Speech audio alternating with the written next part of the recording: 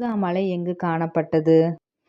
செவ்வாய் கிரகத்துல காணப்பட அரோராஸ் தான் ஊதா மலைன்னு சொல்றாங்க. இது நாசா மவின் திட்டத்தின் மூலம் படம் பிடிக்கப்பட்டது. மட்சயா 6000 என்றால் என்ன? இது ஒரு ஆழ்கடல் நீர்மூழ்கி திட்டம். இதனால கடலினுடைய ஆழத்தை ஆராயறதுல இந்தியா 6வது பிளேஸ்ல வந்திருக்குது.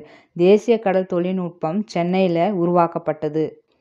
சாகித்ய அகாடமி விருதுகளின் 2024ஆம் ஆண்டிற்கான யுவ புரஸ்கார் அண்ட் பால சாகித்ய புரஸ்கார் அவார்டு யாருக்கு வழங்கப்பட்டது?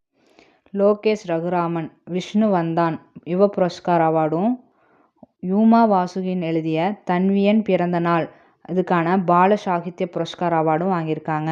லிம்கா சாதனை புத்தகத்தில் இடம்பெற்ற நிறுவனம் எது? இந்தியன் ரயில்வே நிறுவனம். நிலவளகாப்பு நாயகர் பட்டம் ஐக்கிய நாடுகள் சபையால் யாருக்கு வழங்கப்பட்டது? சித்தேஷ் சாகோர் அண்ட் மகாராஷ்டிர விவசாயிக்கு பாலைவனமாக்கலை